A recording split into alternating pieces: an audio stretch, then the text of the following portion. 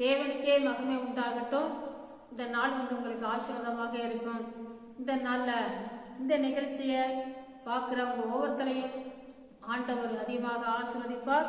இந்த நல்ல ஆண்டவர் உங்களுக்காக தந்த வேத வசனம், வானத்தை பூமியை உண்டாக்குனா தேவாதி தேவன் சொல்லி இருக்கிற வார்த்தையாவது இதுல சங்கீத புஸ்தகம்னு வேத புத்தகத்துல ஒரு பகுதி 103:11 உங்க மத்தியில நான் வாசிக்கிறேன். பாருங்க, நம்ம எல்லாருக்கும் தெரிஞ்ச வசனம் தான் இது. உங்களுக்கு தெரிஞ்சிருக்கும். உங்க மத்தியில அதை ஞாபகப்படுத்தி விடுறேன். இந்த காலகட்டங்களுக்கு பூமிக்கு வானம் எவ்வளவு உயரமாய் இருக்கிறதோ அவருக்கு பயப்படுகிறவர்கள் மேல் அவருடைய கிருபையும் அவ்வளவு பெரிதாய் இருக்கிறது. மேற்கும் கிழக்கும் எவ்வளவு தூரமோ அவ்வளவு தூரமாய் அவர் நம்முடைய பாவங்களை நம்ம விட்டு விளக்கினார். பாருங்க, இந்த இடத்துல என்ன சொல்லப்பட்டிருக்கு? பூமிக்கு வானம் எவ்வளவு உயரமாய் இருக்கிறதோ அவருக்கு பயப்படுகிறவர்களுமே அவருடைய கிருபை அவ்வளவு பெரிதா இருக்கிறதோ.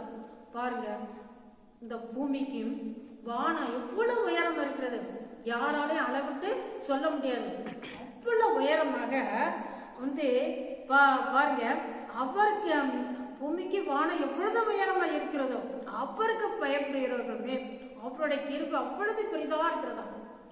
ஏசப்பாவுக்கு பயந்து நடக்கும் பொழுது, ஏசப்பா பயப்படணும், ஏசப்பா ஐயோ அடிச்சு விடுவாரு அப்படி இப்படின்னு சொல்லி நம்ம பயப்படுறதுல, ஒரு தீமையான காரியங்களை செய்யும் பொழுது, ஒரு பொய்யை சொல்லும் பொழுது, ஒரு திருடும் பொழுது, ஆண்டவரை பிரியமில்லாத எந்த ஒரு சம்பவத்திலையும் நம்ம தலையிடும் பொழுது, அதாவது தீமையான தெரிஞ்சிச்சுன்னா மற்றவர்கள் பார்க்க கூடாம செய்யற எந்த ஒரு காரியமே தீமை.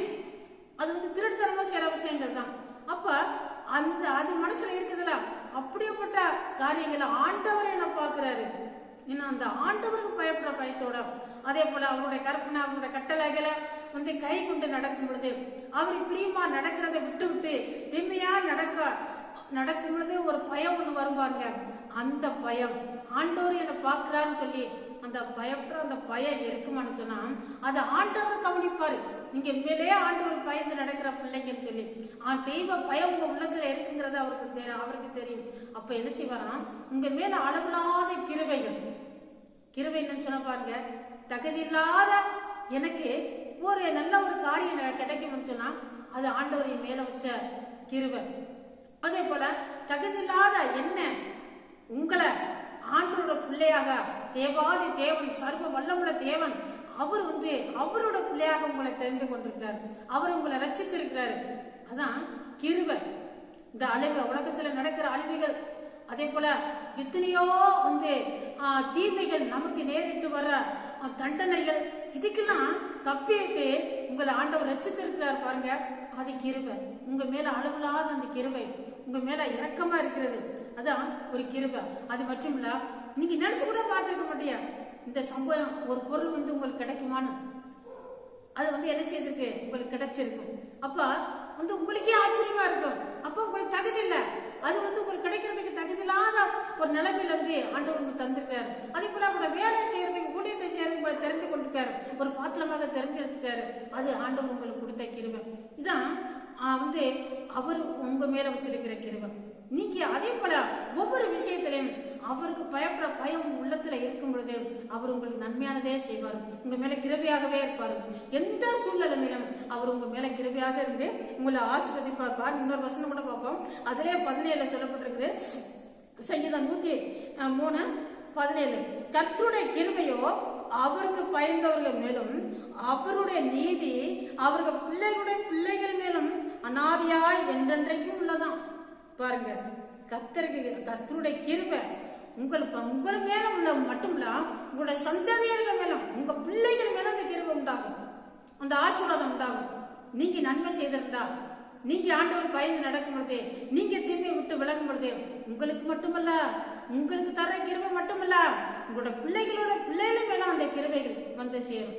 அவர்கள் மேல ஆண்டவர் கிருபையாக இருப்பார். அவர்களை கர்த்தர் ஆசீர்வதிப்பார். இந்த நாள் உங்களுக்கு ஆசீர்வாதமாக இருக்கிறேன்னு ஜெபிக்கிறேன். பரிசுத்தம் நல்ல பிதாவே, ஸ்தோத்திரம், நன்றி தகப்பனே. ஆண்டவரே ஸ்தோத்திரப்பா, அந்த வார்த்தையை கேட்ட உங்க பிள்ளைகளை ஒவ்வொருத்தரையும் நீர் ஆசீர்வதிங்கப்பா. ஆண்டவரே ஸ்தோத்திரப்பா, உமக்கு பயப்படுற பயத்தினால ஆண்டவரே ஐயா உங்க பிள்ளைகள் நடந்து கொள்றது நிமித்தம் ஆண்டவரை உங்களோட பிள்ளைகளுக்கு நீர் கொடுக்க வேண்டிய ஆசீர்வாதங்கள் கிருபைகளை கொடுத்த ஆண்டவரை நீர் ஆசீர்வதிங்கப்பா. நீங்க தெரிந்திருக்கிறீங்களப்பா, தெரிந்து கொண்டு ஆண்டவரை உங்க பிள்ளைகளாக நீர் ஆண்டவரை ஆசீர்வதித்து வச்சிருக்கிற கிருபைகளுக்காக ஸ்தோத்திரம். இன்னும் ஆண்டவரை கிருபைகள் கொடுத்து உங்க பிள்ளைகள் ஆண்டவரே ஸ்தோத்திரம் ஆசீர்வதித்து நீர் வழி நடத்தும், சாட்சிகளாக நிறுத்தும். இந்த நாள் உலகத்தாவே ஸ்தோத்திரம். பிறந்த நாளை சந்திக்கிறார் அப்பா, சிறியவர்கள் பெரியவர்களுக்காக செபிக்கிற எல்லாரையும் ஆசீர்வதிங்கப்பா.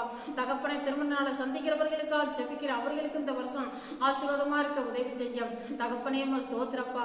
அப்பா, தங்களுக்குரியவர்கள் எழுந்து விட்டு கண்ணீரோட கவலையோடு இருக்கிறவர்களுக்கு ஆண்டவரின் கிருபைகளை கொடுத்து ஆசீர்வதிங்கப்பா. தெய்வமே ஸ்தோத்திரம். எல்லாருக்கும் இந்த நாள் ஆசீர்வாதமா இருக்க உதவி செய்யும் அப்பா. படிக்கிற பிள்ளைகள் பரிச்சை எழுதிருக்கிற எல்லா பிள்ளைகள் மேலும் உடைய கிருபை உண்டாகட்டும் ஆண்டவரை. தகப்பனே ஸ்தோத்திரம். நன்றி. இவைகள் எல்லாம் இயேசு கிறிஸ்து நாமத்தில் ஜெபிக்கிறேன் பரிசுத்தம் நல்ல பிதாவே, ஆமென்.